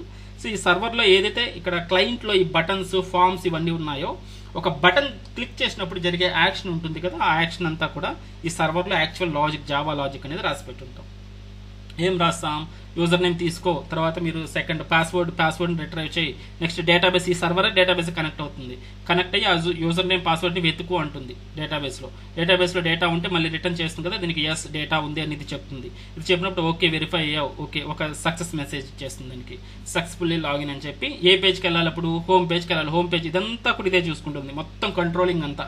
బట్ మనకు కనిపించదు, మనకు కనిపించేది ఇది ఒక్కటే, HTML ఒక్కటే కనిపిస్తుంది, గ్రాఫికల్గా కనిపిస్తుంది. బటన్ క్లిక్ చేయగానే జరిగే ప్రాసెస్ అంతా కూడా ఇక్కడే ఉంటుంది అనమాట, సర్వర్ సైడ్ లాజిక్ అనేది, జావా. అర్థమైందా? అదే వెరిఫై కాలేదనుకో, ఇదే ఒక ఎర్రర్ మెసేజ్ మళ్ళీ క్లయింట్కి పంపిస్తుంది యూఐలో, ఇన్వాలిడ్ క్రెడెన్షియల్స్ అనే విధంగా, లేదంటే ఇన్కరెక్ట్ యూజర్ నేమ్, పాస్వర్డ్ అనే విధంగా మెసేజ్ అనేది పంపిస్తూ ఉంటుంది అనమాట. సో ఇది ఎవ్రీథింగ్, ఇది సర్వర్ అనేది హార్ట్ ఆఫ్ ది అప్లికేషన్, మొత్తం లాజిక్ అంతా చూసుకుంటూ ఉంటుంది. ఇది మాత్రం మెమరీ అనమాట, డేటాబేస్. ప్రతి డేటా కూడా స్టోర్ అవ్వాల్సింది ఇక్కడ స్టోర్ చేస్తూ వస్తుంది. మనం ఒక స్టూడెంట్ ఫామ్లోకి వచ్చాం, లైక్ ఇన్స్టిట్యూట్లో డేటా అంతా రిజిస్టర్ చేసుకుంటారు కదా వాళ్ళు, ఆ డేటా అంతా కూడా డేటాబేస్లో ఖచ్చితంగా స్టోర్ అవుతూనే ఉంటుంది. ఓకే, ఈ డేటాబేస్ నుంచి రిట్రైవ్ చేయడం, డేటాబేస్లోకి పంపించడం, ఇదంతా సర్వర్ పని. ఓకేనా? సో ఇక్కడ క్లయింట్లో ఏదైతే డేటా ఉంటుందో అది సర్వర్తో కమ్యూనికేట్ అవుతుంది. సర్వర్ ప్రాసెస్ చేసి డేటాబేస్లో స్టోర్ చేయడం, డేటాబేస్ నుంచి రిట్రైవ్ చేయడం, అంతా కూడా ఈ సర్వర్ అనేది మెయిన్, ఇంకా లాజిక్ అంతా ఇది మెయింటైన్ చేస్తూ ఉంటుంది. అది హై లెవెల్గా క్లయింట్ సర్వర్ డేటాబేస్ అంటే. ఓకేనా? అండ్ గోయింగ్ ఫార్వర్డ్ మీకు ఆటోమేటిక్గా అలవాటు, లైక్ హ్యాబిట్స్ అవుతుంది, ఎందుకంటే ఇదంతా కూడా మనం క్లియర్ కట్గా మనం డెవలప్ చేస్తున్నాం. ఓకేనా? Right. Next enterprise level applications అంటే ప్రజెంట్ మార్కెట్లో ఉన్నటువంటి ప్రతి కంపెనీ మెయింటైన్ చేసేటటువంటి అప్లికేషన్స్, క్లయింట్ సర్వర్ డేటాబేస్తో పాటు సపరేట్ ఇక్కడ లోడ్ బ్యాలెన్సర్ అని ఉంటుంది. Load balancer in the sense చెప్తాను, కన్ఫ్యూజ్ అవ్వద్దు, మీకు అర్థం కాకపోయినా పర్లేదు, ఓకేనా. సో ఇది లెవెల్ 3 కాన్సెప్ట్ యాక్చువల్లీ. సో ఇక్కడ ఏం జరుగుతుందంటే ఫర్ ఎగ్జాంపుల్ ఈ మనం డిప్లాయ్ చేసిన సిస్టంలోకి ఒక 1000 మెంబర్స్ మాత్రమే లాగిన్ చేయగలుగుతారు. ఫర్ ఎగ్జాంపుల్ facebook.com అనేది మనం క్రియేట్ చేసి పెట్టుకున్నాం. సో www.facebook.com అంటే మన అప్లికేషన్ అందరికీ ఓపెన్ అవుతుంది కదా, at a time 1000 members open చేయగలుగుతున్నారు. అలా కాకుండా 1000 నుంచి ఇంకొక 10 మెంబర్స్ ఎక్స్ట్రా వచ్చారనుకోండి, దీని కెపాసిటీ అంతా 1000 మెంబర్స్, సపరేట్గా లైక్ 1010 మెంబర్స్ వచ్చారనుకోండి, ఒకేసారి క్రాష్ అయిపోతుంది అప్లికేషన్. ఎందుకంటే దీని సైజ్ ఓన్లీ 1000 మెంబర్సే కదా. అలా కాకుండా ఉండడానికి లోడ్ బ్యాలెన్సర్ తీసుకొచ్చారు. మన అప్లికేషన్ మన సర్వర్ని 2 పార్ట్స్గా మల్టిపుల్ పార్ట్స్గా డివైడ్ చేస్తారు అన్నట్టు చేసి మనకి ఎప్పుడైతే 1000 ఫస్ట్ 1000 ఒక అప్లికేషన్కి 1000 కదా కెపాసిటీ, ఫస్ట్ 1000 కంప్లీట్ అయిపోయింది అనుకోండి, నెక్స్ట్ 1000 కంటే ఎక్స్ట్రా వచ్చిన వాళ్ళందరినీ కూడా సెకండ్ అప్లికేషన్కి పంపిస్తూ ఉంటుంది. అది లోడ్ బ్యాలెన్సర్ అంటే లోడ్ని బ్యాలెన్స్ చేస్తూ ఉంటుంది. ఒక అప్లికేషన్కి 1000 కదా కెపాసిటీ, సో 1000 పెరుగుతుందా తగ్గుతుందా చెక్ చేస్తూ ఉంటుంది. పెరగకపోతే ఫస్ట్ దానికే పంపిస్తూ ఉంటుంది. సో ఫస్ట్ సిస్టమ్ కానీ కంప్లీట్ అయిపోయిందంటే ఇలాంటి సర్వర్ ఇంకోటి క్రియేట్ చేస్తుంది అనమాట, చేసి వాటికి పంపిస్తుంది ట్రాఫిక్ అంతా కూడా, మెంబర్స్ అంతా కూడా, ఓకేనా. అలా మల్టిపుల్ సర్వర్స్ మెయింటైన్ చేస్తూ ఆ ట్రాఫిక్ని బేస్ చేస్తూ కంట్రోల్ చేస్తూ ఉంటుంది. తర్వాత మైక్రో సర్వీసెస్, చిన్న అప్లికేషన్స్ అనమాట. ఇది మనకు going forward spring boot use చేసి డెవలప్ చేసేటువంటి అప్లికేషన్స్. సో ఒక సింగిల్ సర్వర్ కాకుండా మల్టిపుల్ చిన్న సర్వీసెస్ క్రియేట్ చేసుకుంటాం. తర్వాత ఫైర్ వాల్ ప్రోగ్రామింగ్ అయితే యాంటీవైరస్ టైప్ ఆఫ్ థింగ్ అనమాట. ఎవరైనా హ్యాక్ చేయకుండా మన డేటాని, ఈ డేటాబేస్ అనేది ఇంపార్టెంట్, దీన్ని మనం కాపాడుకోవాలి ఈ సర్వర్ని యూస్ చేసి. దాంట్లో మనం ఈ ఫైర్ వాల్ ప్రోగ్రామ్ ఇదంతా కూడా కోడింగ్ అనేది రాస్తాం సెక్యూరిటీ టీమ్స్ ద్వారా. సో ఇవన్నీ ఎంటర్ప్రైజ్ లెవెల్ ఫీచర్స్ కానీ పెట్టామంటే మన 3 టైర్ ఆర్కిటెక్చర్కి అది ఎంటైర్ ఆర్కిటెక్చర్ అంటున్నాం. ఈ ఎంటైర్ ఆర్కిటెక్చర్ దేంట్లో వాడతామండి, ఎంటర్ప్రైజ్ లెవెల్ అప్లికేషన్స్లో యూస్ చేస్తాం. Yeah, someone unmuted, any doubts?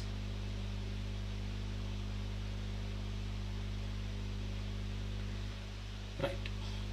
So this is about the application architectures. What are those? First one is 2-tier architecture and then 3-tier architecture. Guys, ఎవరో unmute చేస్తున్నారు, but I'm not able to hear clearly. చాలా break అవుతుంది voice, చాలా స్లోగా వస్తుంది. Okay, then entire, చాలా important interview question again. So ఇది 2-tier, 3-tier, entire. So 2-tierలో మనకు క్లయింట్ ఆర్ డేటాబేస్ ఉంటుంది, క్లయింటే మొత్తం చూసుకుంటూ ఉంటుంది. 3-tierలో క్లయింట్ సర్వర్ డేటాబేస్ ఉంటుంది. ఎంటైర్లో వచ్చి క్లయింట్ సర్వర్ డేటాబేస్తో పాటు అదర్ ఎంటర్ప్రైజ్ లెవెల్ ఫీచర్స్ అన్నీ ఉంటాయి. లోడ్ బ్యాలెన్సర్ అనేది ఒక కాంపోనెంట్, మైక్రో సర్వీసెస్ ఉంటుంది, ఫైర్ వాల్ ప్రోగ్రామింగ్ ఉంటుంది, అదర్ సర్వీసెస్ అనేది వస్తాయి. ఇదంతా కూడా ఫుల్గా మనం కంపెనీస్లో వర్క్ చేసేటువంటి ప్రాజెక్ట్స్ అన్నీ కూడా ఎంటైర్ ఆర్కిటెక్చర్లో ఉంటాయి. మనం అకాడమిక్ లెవెల్లో కావచ్చు, మనం ప్రాక్టీస్ కోసం వాడే దాంట్లో 3-tier ఆర్కిటెక్చర్ అనేది యూస్ చేస్తాం. ఓకేనా, so that is about the application architectures. Yeah, any doubt still here? We have 20 minutes more. I will try to explain you the JDK installation. Just have ఒక theory, ఇది గుర్తుపెట్టుకోండి, గుర్తుంటే గుర్తుంటుంది, running notes పెట్టుకుంటే రేపు use అవుతుంది. లేదు మనకు ప్రాక్టికలే కావాలి అనుకుంటే యూ కెన్ ఇగ్నోర్. ఏంటి మొత్తం థియరీ ఉందని మాత్రం డిగ్రేడ్ అవ్వద్దు. ఒక ఐడియా అంతే, ఓకేనా.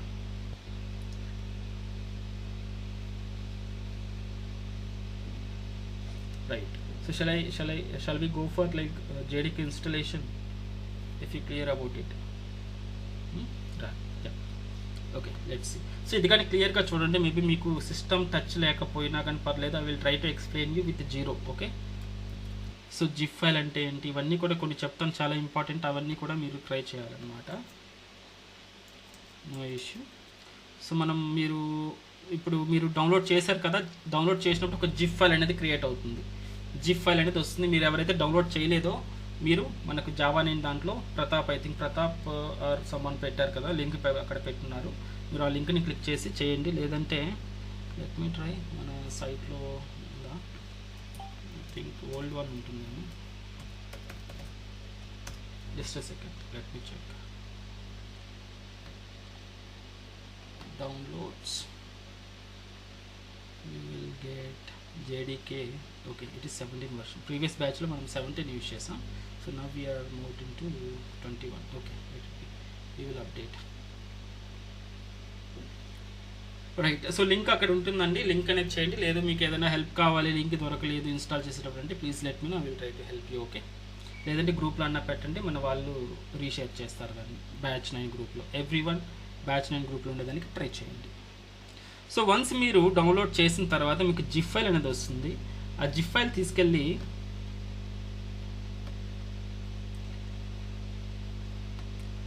ఒక ఫోల్డర్ క్రియేట్ చేసుకోండి. మన జావా ప్రాక్టీస్ అంతా కూడా ప్రాక్టీస్కి, సాఫ్ట్వేర్స్కి ఇలా మీరు సెగ్రిగేట్ చేసుకుని అంతా సి డ్రైవ్లో అదేవిధంగా ఎక్కడంటే అక్కడ పెట్టుకోవద్దండి.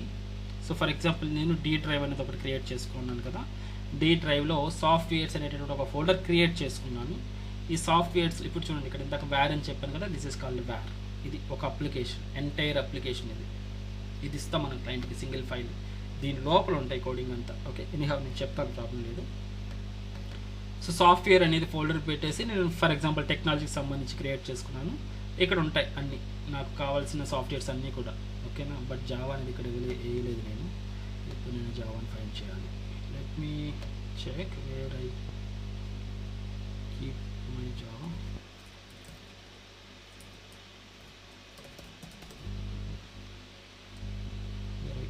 Let me check.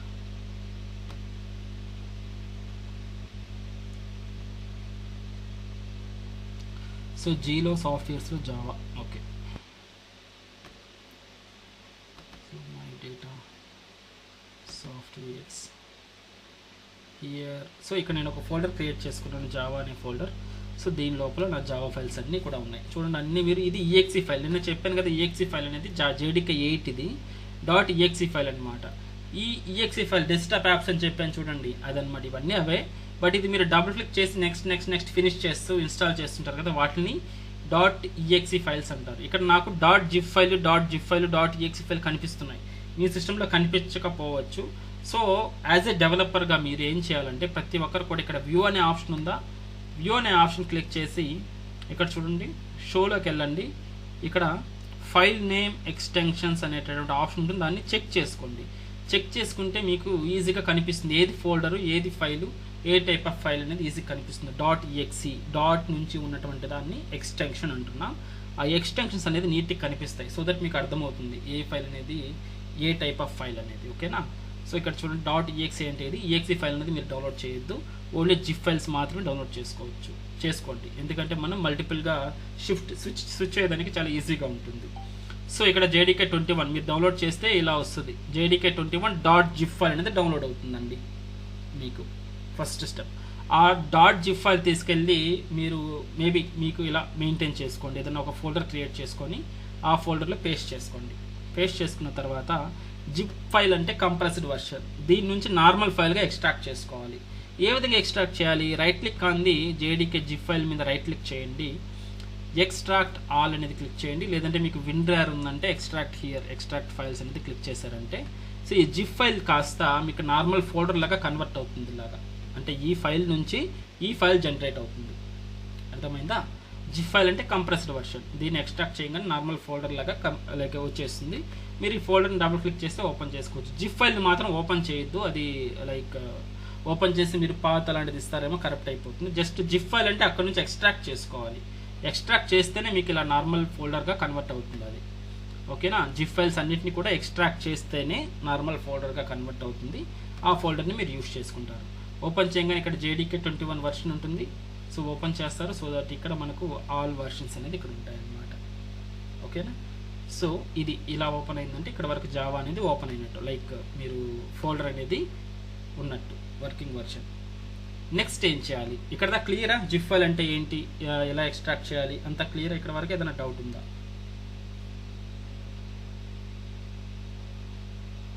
క్లియర్ కదా అందరికి? జిప్ ఫైల్స్ ఐడియా ఉన్నాయి కదా? Okay good. సో కొంతమందికి జిప్ ఫైల్స్ కూడా ఐడియా ఉండదు, అందుకని అడుగుతున్నాను అనమాట. అందుకని ఏం లేదు. కొంతమంది ఏం చేస్తారు, ఇది JDK ఉంది కదా, JDKని డబుల్ క్లిక్ చేసేస్తారు. ఇప్పుడు .zip ఫైల్ని ఇలా డబుల్ క్లిక్ చేయగానే చూడండి జిప్ ఫైల్ లోపల JDK వచ్చింది. అరే JDK ఇక్కడ ఉంది, దీని పాత్ తీసేసుకుందాను. ఇక్కడ సేమ్ ఫోల్డర్ ఓపెన్ అయిపోయింది. ఈ పాత్ ఇవ్వకూడదు, .zip ఫైల్ని ఓపెన్ చేయకూడదు. ఓకేనా, ఏం చేయాలంటే .zip అనేది ఎప్పుడైతే కనిపించిందో దాన్ని ఎక్స్ట్రాక్ట్ మాత్రమే చేసి నార్మల్ ఫోల్డర్ లాగా కన్వర్ట్ చేసుకోవాలి. ఓకే కదా? So once normal folder open చేసిన తర్వాత జస్ట్ సెకండ్ గైస్, మీరు బై మిస్టేక్గా హ్యాండ్ రైజ్ చేసినా కూడా భయపడద్దు, మీరు ఏమి ఎగ్జిట్ కావాల్సిన అవసరం లేదు, ప్రాబ్లం లేదు, మనం అందరం నేర్చుకునే వాళ్ళమే కదా, ప్రాబ్లం ఏముంది, ఓకేనా. భయపడద్దు, ఎందుకంటే భయం అనేది పోగొట్టుకోండి ఫస్ట్. ప్రతి డౌట్ కూడా నీట్గా అడిగి తెలుసుకోండి. సో ఈ ప్లాట్ఫామ్ మళ్ళీ మీకు దొరుకుతుంది. So one of the platform అనుకోండి, ఎటువంటి డౌట్స్ అయినా కానీ క్లియర్ చేయడానికి నేను రెడీగా ఉంటాను. సో ఓపిక తోటి ఎంతో లైక్ లాట్ ఆఫ్ ఉంది నా దగ్గర, సో ప్రాబ్లం లేదు, మీరు ఎంతైనా డౌట్స్ అడగండి, చిన్న చిన్నవైనా అడగండి, మీరు రిజాల్వ్ చేసుకోండి, ఓకేనా. జిప్ ఫైల్ అంటే ఏంటి అని అడుగుతారేమో, అడగండి, ప్రాబ్లం లేదు.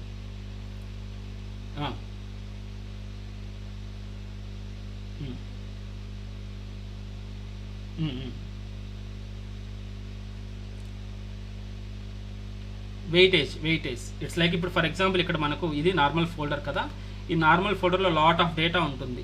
మనం ఈ ఫోల్డర్ని డైరెక్ట్గా ఒక ఈమెయిల్ ద్వారా పంపించలేం, అవునా. ఈ ఫోల్డర్ని మనం ఒక ఈమెయిల్ ద్వారా అటాచ్ చేసి పంపించలేం. అదే దీన్ని ఒక సింగిల్ అటాచ్డ్ కంప్రెస్డ్ వర్షన్ చేసి ఒక ఫైల్లో కన్వర్ట్ చేసాం అనుకోండి, దీన్ని అటాచ్ చేయొచ్చు జిప్ ఫైల్, అలా అనమాట. సో వెయిటేజ్ తగ్గుతుంది, వెయిట్ తగ్గుతుంది. ఎంటైర్ లాట్ ఆఫ్ ఉన్నాయి ఫైల్స్, ఈ లాట్ ఆఫ్ ఫైల్స్ అన్నిటిని కలిపి మనం పంపించాలి అంటే కష్టం, కాబట్టి ఈ లాట్ ఆఫ్ ఫైల్స్ అన్నిటిని కలిపి సింగిల్ ఫైల్గా కంప్రెస్ చేసి అంటే జిప్ చేసి, for example lot of books ఉన్నాయి మీ దగ్గర, ఒక 10 బుక్స్ ఉన్నాయి, 10 బుక్స్ని మీరు స్కూల్కి కానీ కాలేజీకి కానీ తీసుకెళ్ళాలంటే కష్టం. ఏం చేస్తారు, మీరు ఆ బుక్స్ అన్నిటిని కలిపి ఒక బ్యాగ్లో పెట్టి జిప్ వేస్తారు, జిప్ చేసి ఒక సింగిల్ ఎంటిటీగా కన్వర్ట్ చేసి దాన్ని తీసుకెళ్తారు మీ టార్గెట్ లొకేషన్కి. అక్కడ మీకు కావాల్సి వచ్చినప్పుడు మళ్ళీ దాన్ని ఓపెన్ చేసి బుక్స్ని బయటకు తీసుకుంటారు. ఇట్స్ లైక్ ఒక బ్యాగ్ లాగా అనుకోవచ్చు. సో ఇలా మల్టిపుల్ ఫైల్స్ని అన్నింటిని కలిపి ఒక సింగిల్ ఎంటిటీగా కన్వర్ట్ చేసి దాన్ని జిప్ అంటాం అనమాట. ఆ జిప్ని మనం లైక్ డౌన్లోడ్ చేసుకోవచ్చు, ఇలా ట్రాన్స్ఫర్ చేయొచ్చు. సో ఎక్కడైతే మళ్ళీ యూజ్ చేసుకోవాలనుకుంటున్నామో అక్కడ మళ్ళీ నార్మల్ ఫోల్డర్లోకి కన్వర్ట్ చేసుకుంటాం, అలా.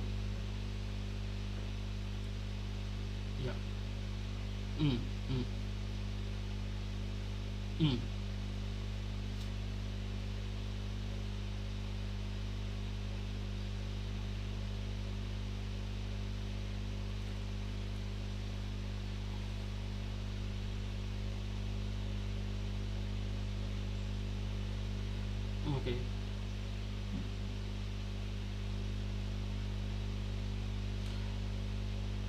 బట్ ఈ వర్షన్లో అయితే జిప్ అనేది వేరే, అంత 10 MBది మనకు కేబీస్లో కానీ ఇలా మారదు.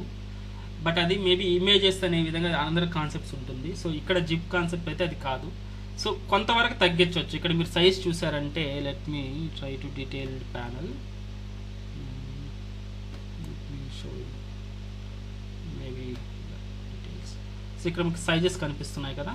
సో మనకు జేడీకే సైజ్ ఇక్కడ మీకు జేడీకేకి కనిపించదు, ఎందుకంటే ఇండిపెండెంట్ సైజ్ ఉంటుంది. ఇక్కడ సైజ్ చూసారంటే ఒక సైజ్ ఉంటుంది ఇక్కడ మీకు 21కి. సో ఇక్కడ 190 MB ఉంటుంది, 190 MB. అదే మీరు 21 కదా, ఇది నార్మల్ ఫోల్డర్ యొక్క సైజ్ చూస్తే లిటిల్ బిట్ స్లైట్గా ఉంటుంది అంతే, అంత మెమరీ పరంగా కంప్రెస్ అయితే అవ్వదు జిప్లో మాత్రం. ఒకసారి చూద్దాం, చూడండి. సో ఇది క్యాలిక్యులేట్ చేస్తుంది.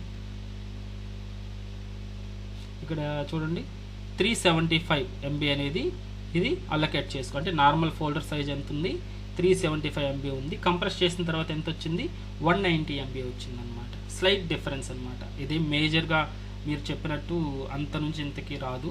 సో 375లో నుంచి 190కి కన్వర్ట్ అయింది. సమ్ వాట్ సైజ్ అనేది తగ్గుతుంది. అండ్ మెయిన్ యూసేజ్ ఇక్కడ ఏంటంటే మల్టిపుల్ ఫైల్స్ని మనం ఒక ప్లేస్ నుంచి ఒక ప్లేస్కి ట్రాన్స్ఫర్ చేయడానికి త్రూ ఆన్లైన్ ద్వారా మెయిన్ ఇంటెన్షన్ అనమాట. ఇది కంప్రెస్ చేసి ఒక సింగిల్ ఫైల్గా కన్వర్ట్ చేయడం, ఓకేనా. సైజ్ అయితే తగ్గుతుంది, బట్ మీరు చెప్పినంత కాదు. సమ్ వాట్ ఇక్కడ 375 నుంచి 190కి వచ్చింది ఇక్కడ MB, 190 MB. ఇదేమో 375 MB, అలా, ఓకేనా. So okay fine. ఇప్పుడు మన జిప్ ఫైల్ నుంచి ఎలా నార్మల్ ఫోల్డర్లోకి కన్వర్ట్ చేయాలో చూసుకున్నాం కదా. ఇప్పుడు నార్మల్ ఫోల్డర్ ఓపెన్ చేసి, so let me try to remove my things first so that you will get some clarity on it. Okay, let me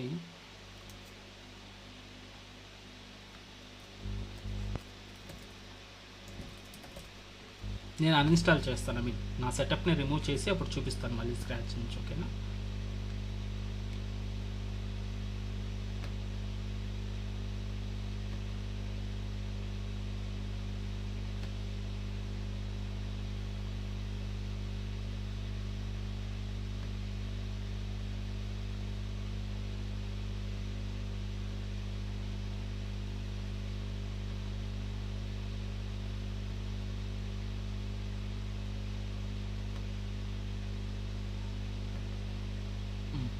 so ఇప్పుడు మనం కమాండ్ ప్రాంప్ట్ మొత్తం మనం వర్క్ చేసేది కమాండ్ ప్రాంప్ట్లోనే వర్క్ చేస్తాము. జావా వర్క్ అవుతుందా లేదా తెలుసుకోవాలంటే మనం కమాండ్ ప్రాంప్ట్ ద్వారా చేయాలి. కమాండ్ ప్రాంప్ట్ ఎలా చేస్తాం, సెర్చ్లోకి వెళ్ళండి, కమాండ్ అని టైప్ చేస్తే మీకు విండోస్ సిస్టమ్ అయితే కమాండ్ ప్రాంప్ట్ అవుతుంది, మీకు మ్యాక్ సిస్టమ్ అయితే టెర్మినల్ అనే విధంగా ఉంటుందన్నమాట. సో కమాండ్ ప్రాంప్ట్ ఓపెన్ చేశాను. సో మన కమాండ్ ప్రాంప్ట్ ఇలా వస్తుందన్నమాట. ఓకే, ఇప్పుడు జావా వర్క్ అవుతుందా లేదా తెలియాలంటే మీరు సింపుల్గా జావా సి అని ఇవ్వండి. జావా సి అంటే జావా కంపైలర్. ఓకే, ప్లీజ్ ఒక రన్నింగ్ నోట్స్ తీసుకోండి, మళ్ళీ మర్చిపోయేదానికి ఛాన్స్ ఉంటుంది. సో జావా సిని హిట్ చేసి ఇక్కడ ఏం జరుగుతుందండి, Java C is not recognized as an internal or external command అనే విధంగా చూపిస్తుంటుంది. ఇలా చూపిస్తే మీ దాంట్లో జావా అనేది లేదు అనేది మీనింగ్. ప్రతి ఒక్కరికి టెస్ట్ చేయండి, లేకపోతే ప్రాబ్లం లేదు. ఉంటే మాత్రం మీరు జిప్ ఫైల్ వాడుతున్నారా లేదంటే ఇన్స్టాలబుల్ ఫైల్ వాడుతున్నారా ఒకసారి చూసుకోండి. ఆల్రెడీ ఉంటే మాత్రం మీరు ఇన్స్టాల్ చేయాల్సిన అవసరం లేదు, దాన్నే యూజ్ చేసుకోండి. ఓకే, ఎవరికైతే లేదో వాళ్ళు మాత్రం చేయండి, ఎందుకంటే మీరు మల్టిపుల్ వర్షన్స్ ఇన్స్టాల్ చేశారంటే మేబీ కరప్ట్ అయ్యేదానికి ఛాన్స్ ఉంటుంది. ఆల్రెడీ వర్క్ అయితే ప్రాబ్లం లేదు.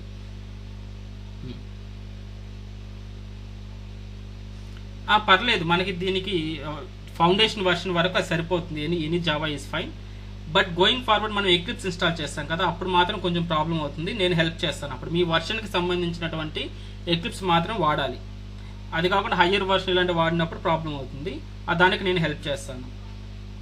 ప్రస్తుతానికైతే అదే జావా ఫైలే వాడండి. మనం ఎక్లిప్స్లోకి వెళ్ళిన తర్వాత ఎంటర్ అయిన తర్వాత మనం ఒకసారి చూద్దాం ఏ వర్షన్ ఉందో మీ దాంట్లో. మేబీ ఆ వర్షన్కి సపోర్ట్ చేసే ఎక్లిప్స్ని డౌన్లోడ్ చేద్దాం, లేదంటే దాన్ని అన్ఇన్స్టాల్ చేసి కొత్త వర్షన్ ఇన్స్టాల్ చేయడానికి ట్రై చేద్దాం. ప్రస్తుతానికైతే దాన్ని అదే వాడుకోండి. ఓకేనా, రైట్. సో ఇదన్నమాట, జావా సేల్ ఇస్తే మీకు ఇలా వచ్చిందంటే మీ దాంట్లో జావా లేదు అని మీనింగ్ అనమాట. అలా కాకుండా లాట్ ఆఫ్ సమ్ డేటా వచ్చిందంటే జావా అనేది ఇన్స్టాల్ అయ్యింది అని మీనింగ్ సింపుల్గా. ఇప్పుడు మనం జావా డౌన్లోడ్ చేసి పెట్టినాం కదా, ఇప్పుడు ఇది వర్క్ అయ్యేటట్టు ఎలా చేయాలి అని అంటే మనం ఒక పాత్ అనేది సెట్ చేయాలి. ఈ జావాసీ అని ఇచ్చినప్పుడు ఈ జావాసీ కమాండ్ వర్క్ అవ్వాలి అని అంటే మనం సర్టెన్ పాత్ అనేది ఎక్కడైతే మనం ఈ ఫోల్డర్ యాడ్ చేస్తున్నామో ఆ ఫోల్డర్ పాత్ అనేది ఇవ్వాలి.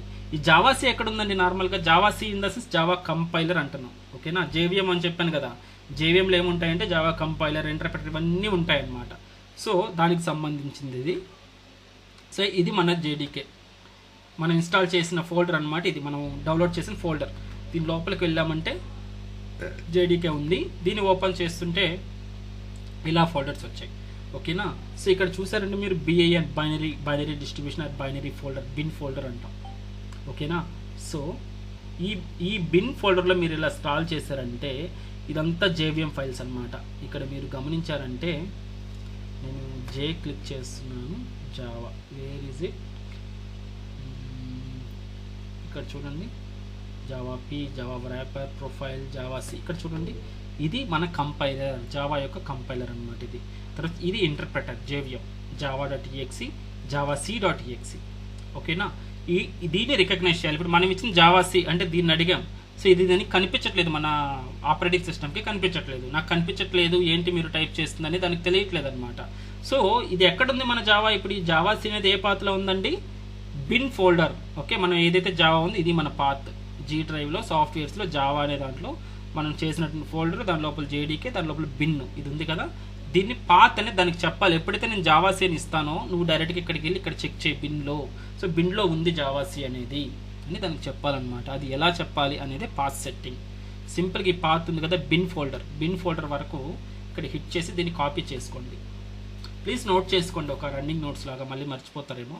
ఒకసారి దీన్ని కాపీ చేసుకోండి. కాపీ చేసిన తర్వాత మీరు సెర్చ్లోకి వెళ్ళి మనకు ఎన్విరాన్మెంట్ వేరియబుల్స్ అని అంటాం. ఆపరేటింగ్ సిస్టమ్ అంతా వెతికేటటువంటి లైక్ ఒక లొకేషన్ అది. ఎన్విరాన్మెంట్ టైప్ చేయండి, ఎన్విరాన్మెంట్ అని టైప్ చేస్తే మీకు ఇక్కడ వస్తుంది edit the system environment variables అని. లేదు ఓల్డెన్ డేస్లో మనకి ఎలా చేసేవాళ్ళం అంటే మీ డెస్క్టాప్లో కానీ దిస్ పీసీ కానీ ఉండిందంటే సంథింగ్ ఇక్కడ దిస్ పీసీ ఉంది కదా, దిస్ పీసీ మీద రైట్ క్లిక్ చేస్తే ఇక్కడ ప్రాపర్టీస్ అని వస్తుంది. ప్రాపర్టీస్లోకి వెళ్ళండి. సో అన్నీ చెప్తున్నాను లొకేషన్, మీకు ఎలా కావాలంటే అలా యూస్ చేసుకోవచ్చు. ప్రాపర్టీస్ అనగానే మనకి ఇటువంటి సెట్టింగ్స్ సింబల్ ఒకటి వస్తుంది, డైలాగ్ బాక్స్ వస్తుంది. ఇక్కడ మీరు గమనించారంటే అడ్వాన్స్డ్ సిస్టమ్ సెట్టింగ్స్ అనేది ఉంది కదా, ఈ అడ్వాన్స్డ్ సిస్టమ్ సెట్టింగ్స్లోకి వెళ్ళండి. సో ఇక్కడ మీకు ఎన్విరాన్మెంట్ వేరియబుల్స్ అని వస్తుంది. సో ఇది ట్యాబ్ సిస్టమ్ ప్రాపర్టీస్ వస్తుంది. ఇక్కడ అడ్వాన్స్డ్ ట్యాబ్ క్లిక్ అయి ఉంది కదా, ఆటోమేటిక్గా క్లిక్ అయి ఉంటుంది. క్లిక్ కాకపోతే క్లిక్ చేసుకోండి ఈ ట్యాబ్ని. నెక్స్ట్ ఇక్కడ ఎన్విరాన్మెంట్ వేరియబుల్స్ అని ఉంటుంది. సో దీన్ని క్లిక్ చేసుకున్నారంటే మన ఎన్విరాన్మెంట్ వేరియబుల్స్ అనేది కనిపిస్తుంది ఇక్కడ. Okay, this is the full fledged path అనమాట. లేదు షార్ట్ కట్ కావాలి మీకు, ఇప్పుడు ఎవరు ఫుల్ ఫ్లెడ్జ్డ్గా ఏదో నేర్చుకోరు, మనకు షార్ట్ కట్ కావాలి అనుకుంటే డైరెక్ట్గా సెర్చ్లోకి వెళ్ళండి, ఎన్విరాన్మెంట్ అని టైప్ చేయండి. ఇక్కడ ఫస్ట్ పైనే వచ్చేస్తుంది edit the system environment variables అని. సో ఇది క్లిక్ చేయండి. సో దట్ డైరెక్ట్గా ఈ పాపప్ వస్తుంది. ఇక్కడ ఎన్విరాన్మెంట్ వేరియబుల్స్ ఉంటుంది. ఇది క్లిక్ చేశారంటే మీకు ఇది వస్తుంది అనమాట, ఎన్విరాన్మెంట్ వేరియబుల్స్ ఇక్కడ. ఓకేనా. సో ఇక్కడ యూజర్ వేరియబుల్స్ అని ఉన్నాయి కదా, యూజర్ వేరియబుల్స్, సిస్టమ్ వేరియబుల్స్ అని రెండు ఉంటాయి. యూజర్ వేరియబుల్స్ అంటే ఏంటంటే హై లెవెల్గా చెప్తాను, మీకు అర్థం కాకపోయినా పర్లేదు. ఓకేనా. యూజర్స్ అంటే ఒక సిస్టంలో మల్టిపుల్ యూజర్స్ ఉంటారు, గమనించారా? ఫర్ ఎగ్జాంపుల్ మీరు మీ తమ్ముడు ఉన్నారనుకోండి, మీ బ్రదరు, మీ దానికి వచ్చినప్పుడు మీ యూజర్ నేమ్, మీ పాస్వర్డ్ ఇస్తే మీ సిస్టమ్ లైక్ మీ ప్రొఫైల్ అనేది ఓపెన్ అవుతుంది సిస్టంలో. మళ్ళీ మీరు లాగౌట్ చేసేసారంటే మళ్ళీ వేరే ప్రొఫైల్, వేరే వాళ్ళు వచ్చి వాళ్ళ యూజర్ నేమ్ పాస్వర్డ్ ఇచ్చి చేసుకోవచ్చు. అంటే మల్టిపుల్ ప్రొఫైల్స్ ఉంటాయి. సో అటువంటిప్పుడు ఇది ఒక యూజర్కి మెయింటైన్ చేస్తారు. ఇప్పుడు ఫర్ ఎగ్జాంపుల్ ఇక్కడ యాసర్ అనే యూజర్, ఇక్కడ నాకు ఈ యాసర్ అనే యూజర్లో నేను ఇక్కడ ఏదైతే సెట్ చేసి పెట్టుకుంటాను డేటా అంతా కూడా నా యాసర్ అనే యూజర్ వరకు వస్తుంది. నెక్స్ట్ మేబీ ఇదే సిస్టమ్ నాకు లైక్ నా బ్రదర్ ఉన్నారు, వాళ్ళు వచ్చినప్పుడు వాళ్ళ ప్రొఫైల్ ఓపెన్ చేసుకుంటాడు సెక్యూరిటీ కోసం. అతని ప్రొఫైల్కి యూజర్ నేమ్ పాస్వర్డ్ పెట్టుకుంటాడు కదా, అతని ప్రొఫైల్ క్లిక్ చేసినప్పుడు అతని ప్రొఫైల్ వేరేగా ఉంటుంది. కాబట్టి two like multiple users maintain చేయొచ్చు మనం. సో అటువంటి సిచ్యువేషన్స్లో యూజర్ లెవెల్లో కావాలంటే మనం ఇక్కడ మన యూజర్ వరకు ఈ వేరియబుల్స్ అనేవి అవైలబుల్ ఉంటాయి. ఈ సెట్టింగ్స్ అనేవి కాన్ఫిగరేషన్ అనుకోండి, ఈ కాన్ఫిగరేషన్ ఓన్లీ యాసర్ అనే యూజర్ వరకే ఉంటుంది. యాసర్ లాగిన్ అయితే ఈ కాన్ఫిగరేషన్ అంతా వర్క్ లైక్ యూజ్ అవుతుంది అనమాట. అదే వేరే వాళ్ళు లాగిన్ అయినప్పుడు ఈ కాన్ఫిగరేషన్ వర్క్ అవుతుంది, వాళ్ళ కాన్ఫిగరేషన్ అనేది వర్క్ అవుతుంది. అలా కాకుండా అన్ని యూజర్స్కి కామన్గా నేను కాన్ఫిగరేషన్ పెట్టుకోవాలంటే సిస్టమ్ వేరియబుల్, సిస్టమ్ ఎంటైర్ సిస్టమ్కి కామన్ అనమాట ఇది. అలా ఓకేనా. సో మీరు ఇప్పుడు ప్రస్తుతానికి మన పర్సనల్ ల్యాప్టాపే కాబట్టి ఆ సిచ్యువేషన్ లేదనుకుంటాను. ఇంతకుముందు డెస్క్టాప్స్ ఉండేవి, మనకు డెస్క్టాప్ బిల్డ్ చేసుకునే వాళ్ళం, సిపియు సపరేట్గా, ఓకేనా, మౌస్ ఒకటి అండ్ మన డెస్క్టాప్ అనేది ఒక ఇది ఉంటుందన్నమాట. డెస్క్టాప్ సపరేట్గా ఇలా బిల్డ్ చేసేవాళ్ళం. అక్కడ మనం లేదంటే ల్యాబ్లోకి వెళ్ళినా కూడా మీ యూజర్ నేమ్ పాస్వర్డ్ తోటి లాగిన్ అవుతూ ఉంటారు. అటువంటి సిచ్యువేషన్స్లో మల్టిపుల్ యూజర్స్ మెయింటైన్ చేసేవాళ్ళు. ఇప్పుడు అందరికీ ఓన్ ల్యాప్టాప్ ఉంటుంది కాబట్టి మల్టిపుల్ యూజర్స్ ఉండరు, ఒకే యూజర్ ఉంటుంది. కాబట్టి మ్యాక్సిమం లైక్ మీరు దీన్నే యూజ్ చేసుకోండి, లేదు దీన్నైనా యూజ్ చేసుకోవచ్చు. Anything is fine. సిస్టమ్ అంటే ఎంటైర్ అన్ని యూజర్స్ కలిపి కామన్ కాన్ఫిగరేషన్ సిస్టంలో పెడతాము. లేదు యూజర్స్కి స్పెసిఫిక్గా కావాలంటే యూజర్స్కి పెడతాము అనమాట. సో ఎక్కడైనా పెట్టుకోవచ్చు మీరు. సో నేను నార్మల్గా యూజర్లోనే పెట్టుకుంటాను. ఏం చేయాలంటే ఇక్కడ ఒకటి క్రియేట్ చేయండి. ఇక్కడ సింపుల్గా పాత్ అనేది ఉందా, క్రియేట్ చేయాల్సిన అవసరం లేదు, ఆల్రెడీ పాత్ అని ఉంటుంది. ఇక్కడ పాత్ అని ఉంది కదా, ఈ పాత్ని డబుల్ క్లిక్ చేయండి. డబుల్ క్లిక్ చేస్తే మీకు ఇలా ఓపెన్ అవుతాయి అన్నమాట పాత్స్ అన్ని. ఇక్కడ మీరు కొత్త పాత్ కదా మనం యాడ్ చేయాల్సింది. సో న్యూ తీసుకోండి. ఇక్కడ మీరు ఏదైతే బిన్ వరకు కాపీ చేస్తున్నారో అక్కడ వరకు పేస్ట్ చేసేయండి సింపుల్గా. సో జీ సాఫ్ట్వేర్స్లో జావా జేడీకే /bin వరకు ఉండాలన్నమాట. ఎందుకు బిన్లో ఎక్కడ ఏమున్నాయండి మనకు, మన సపోర్టింగ్ ఫైల్స్ జేవిఎం అంతా కూడా బిన్లోనే ఉంది. జావా సి కావచ్చు, జావా కావచ్చు, interpreter, compiler, Java profiles, rappers అన్నీ కూడా ఈ బిన్ అనే ఫోల్డర్లో ఉంటాయి. ఆ బిన్ వరకు పేస్ట్ చేసేసి సింపుల్గా ఓకే హిట్ చేసేసేయండి. నెక్స్ట్ ఓకే హిట్ చేయండి, ఓకే హిట్ చేయండి. అర్థమైందా? How to do that? Go to environment var, please note it down, environment variables and ఇక్కడికి వెళ్ళండి, ఎన్విరాన్మెంట్ వేరియబుల్స్లోకి వెళ్ళండి.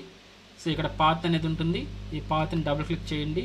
సో ఇక్కడ మీరు న్యూ తీసుకొని పేస్ట్ చేయండి ఇలా. లేదు దీన్ని ఎడిట్ చేయాలంటే క్లిక్ చేసి ఎడిట్ చేసుకోవచ్చు, డిలీట్ చేయాలంటే డిలీట్ చేసుకోవచ్చు, ఈ పాత్ని ఏదైనా చేయొచ్చు. ఇది ఒక్కటే యాడ్ చేయాలండి మీరు, అంతే. ఓకేనా?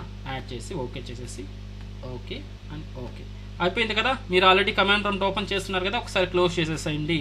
అగైన్ రీఓపెన్ చేయండి కమాండ్ ప్రాంప్ట్. మళ్ళీ కమాండ్ ప్రాంప్ట్ని ఒకసారి ఓపెన్ చేసి ఇప్పుడు జావా సి అని ట్రై చేయండి, జావా సి అని టైప్ చేయండి. So it is taking some time. So it gives lot of compilation details. ఇంతకుముందు ఏమొచ్చింది, it's not recognized as a internal and external command అనే విధంగా వచ్చింది. జావా సి నాకు కనిపించట్లేదు అని చెప్తుంది. Now you will get lot of details about the compilation. So ఇలా మీకు వచ్చిందంటే జావా కంపైలేషన్ సక్సెస్, అంటే జావా అనేది దీనికి కనిపిస్తుంది. ఇది జావా సి అంటే జావా కంపైలర్, అంతేనా?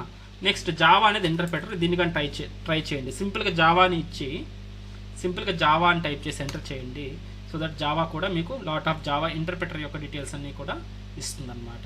తర్వాత ఇంకొక కమాండ్, మీరు వర్షన్ చెక్ చేయాలనుకుంటే Java let me C Java hyphen or version version I think Java hyphen version అని ఇచ్చారంటే మీకు.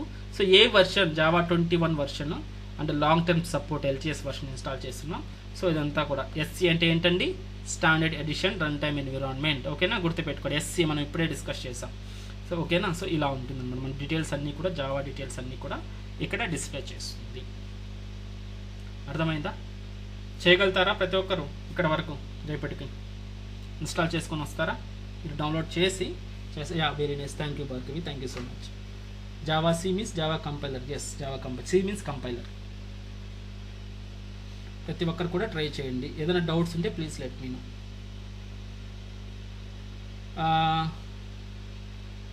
కుసుమ, మీరు బ్యాచ్ 9 గ్రూప్లో ఉంటే ప్లీజ్ గైస్ ఎవరైనా లింక్ షేర్ చేయండి అమ్మా ఒకసారి, దానికి జస్ట్ రీషేర్ చేయండి. బ్యాచ్ 9లో మీకు బ్యాచ్ 9 గ్రూప్లో మీకు డౌన్లోడ్ లింక్ ఉంటుంది కుసుమ. మీరు బ్యాచ్ 9 ఉంటే ఒకసారి రీషేర్ చేస్తారు మన వాళ్ళు, దాన్ని క్లిక్ చేస్తే నీకు డైరెక్ట్గా డౌన్లోడ్ అయిపోతుంది అనమాట. వాట్సాప్ గ్రూప్లో బ్యాచ్ 9 అనే గ్రూప్ ఉంటుంది. బ్యాచ్ 9 గ్రూప్లో మీరు ఉంటే ఆల్రెడీ 2 days బ్యాక్ పోస్ట్ చేశారు, లేదు మళ్ళీ కానీ ఇంకొకసారి దానికి రీషేర్ చేయండి గైస్. ఎవరైనా కొత్త వాళ్ళు జాయిన్ అయితే మీరు చూసుండరు, సో ఒకసారి రీషేర్ చేయండి ఓకేనా.